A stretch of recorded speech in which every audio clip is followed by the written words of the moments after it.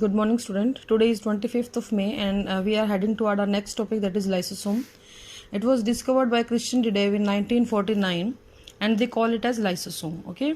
So first of all, what is the meaning of this word lysosome? Lysosome is consisting of two words, lysos and somes. Lyso means dissolution and soma means body. These are the body which dissolve something. Okay. It can only be seen by the electron microscope. It is a membrane bounded organelle which help in digestion. तो ये क्या है? एक membrane bounded organelle है बेटा, जो digestion में help करता है. Protozoa, animal cell, fungi cell and certain plant cell have contain it. लेकिन प्रोकैरियोट्स और मैच्योर आरबीसी के अंदर ये नहीं मिलता है. Okay, now we will discuss about the origin of the lysosome.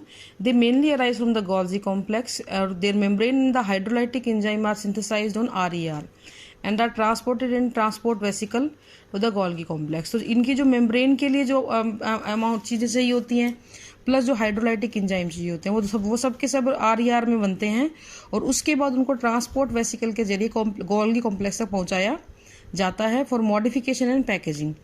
वहाँ पर इसको सिक्रेटरी वेसिकल्स में कन्वर्ट करके बर्ड ऑफ कर दिया जाता है. बर्ड ऑफ का मतलब होता है कि एक लेयर के अंदर से एक वेसिकल टूट के अलग हो जाती है from the trans face of the Golgi complex as a primary lysosome. Okay, तो इस तरीके से लाइसोसोम से डेवलप होती है. स्ट्रक्चर की अगर हम बात करें, ये बहुत ही छोटी, गोलाकार और बहुत ही इवनली डिस्ट्रीब्यूटेड होती है पूरे साइटोप्लाज्म में.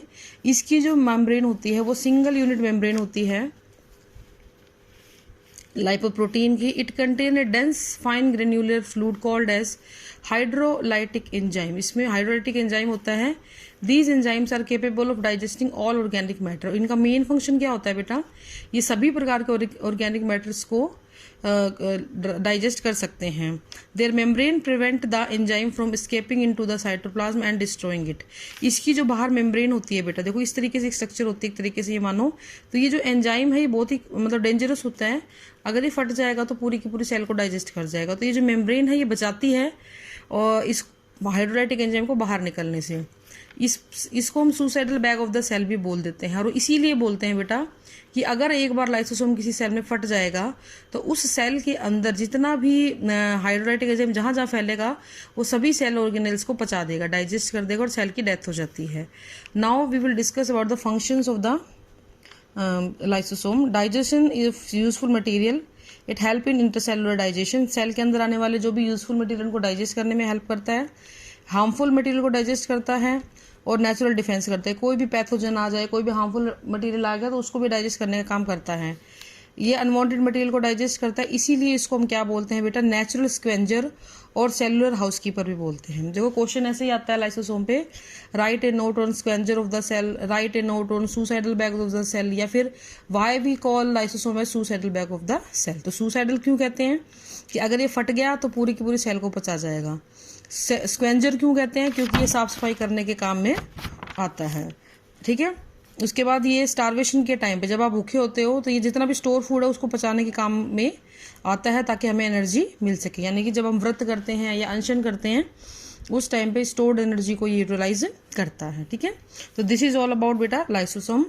Our next topic is plastid. ये बहुत इंपॉर्टेंट टॉपिक है. These are cytoplasmic organelles which are visible under light microscope. ये लाइट माइक्रोस्कोप में नजर आते हैं, लेकिन इनकी डिटेल स्ट्रक्चर के लिए आपको इलेक्ट्रॉन माइक्रोस्कोप ही यूज करना पड़ेगा. एनिमल सेल में ये एब्सेंट होते हैं बेटा, प्लांट सेल में पाए जाएंगे या फिर एल्गी में पाए जाएंगे. ओके, एल्गी वगैरह में ये मिल जाते हैं. अगर इनके टाइप की बात करें तो ये बहुत तरीके के मिलते हैं. इनकी साइज, शेप, स्ट्रक्चर सब अलग अलग होती है. लाइक स्टार शेप मिल सकता है, कप शेप क्लेमाइडोमोनास में मिल सकता है. ठीक है. इसके अलावा नॉर्मल जो है सिंपल थाइलेकोइड की शेप में मिल सकता है, किसी भी तरीके से ओवल शेप मिल सकता है. इस तरीके से डिफरेंट शेप का मिलता है ये. अब इसको हमने वैसे नॉर्मली फंक्शंस के हिसाब से और फॉर्म के हिसाब से दो हिस्सों में बांट दिया है बेटा, कलरलेस और कलर्ड प्लास्टिड. तो कलरलेस प्लास्टिड को हम बोलते हैं ल्यूकोप्लास्ट. ल्यूको वर्ड मतलब कलरलेस. और कलर्ड प्लास्टिड को हम बोलते हैं बेटा क्रोमोप्लास्ट. क्रोमो वर्ड कलर के लिए होता है. So first of all, we'll discuss about the leucoplast. These are the colorless plastid which occur in the cell that are not exposed to sunlight. Mainly these are present in those regions of the cell which are not exposed to the sunlight. These are of three type. ये तीन तरीके के होते हैं leucoplast, अमाइलो, एल्यूरो और elaioplast. देखो ये तीनों जो नाम दिए गए हैं they all are depend on the what kind of matter they are storing. Like if they are storing the stars, they call it as myeloblast. If they are storing the protein, eleuroplast. Lipid, elioplast. Okay, ये mostly उन हिस्सों में plant के पाए जाते हैं जहाँ पे स्टोरेज सेल्स होती हैं, लाइक रूट में, अंडरग्राउंड स्टेम्स में, इनमें ये पाए जाते हैं. Now we will discuss about the chromoplast. These are coloured plastid which occur in the cells that are expose to sunlight. ये उन प्लास्टिड उन सेल में मिलते हैं जो सनलाइट के प्रेजेंस में होती हैं या सनलाइट के एक्सपोजर में होती हैं.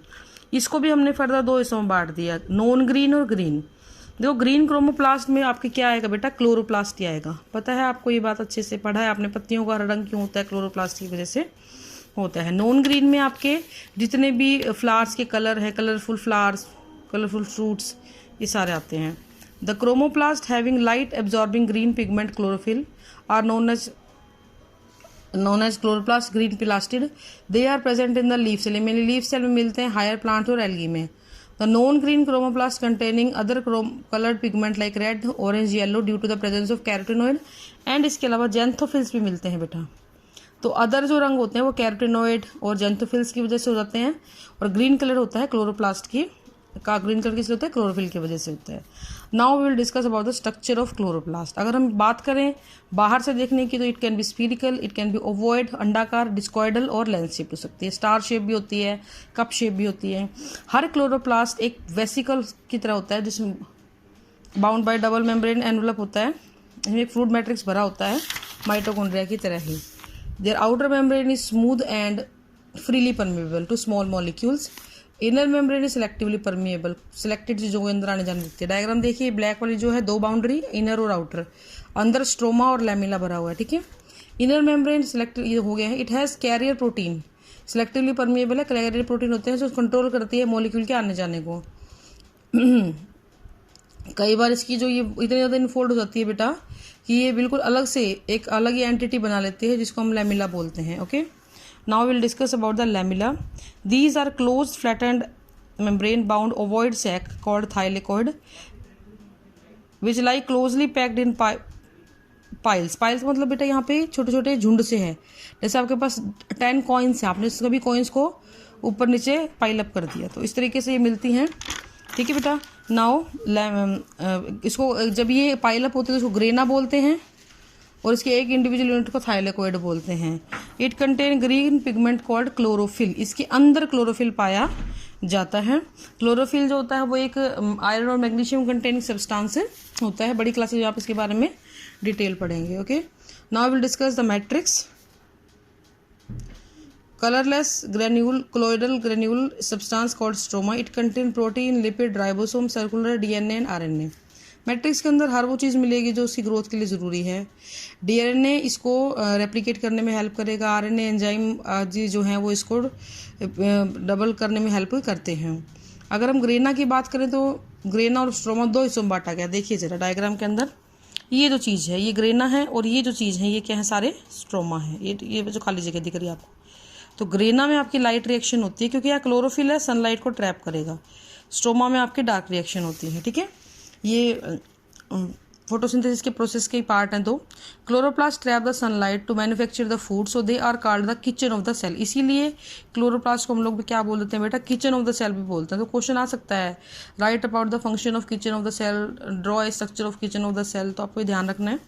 These are replicate itself. ये अपने नंबर्स को इंक्रीज कर सकते हैं रेप्लिकेशन करके, क्योंकि इनके पास डीएनए है. इसीलिए इसको हमने क्या बोला, सेमी ऑटोनोमस. माइटोकॉन्ड्रिया को भी बोला था, इसको भी बोला है. फंक्शंस की बात करें तो वही खाना बनाने में हेल्प करेगा by the process of photosynthesis.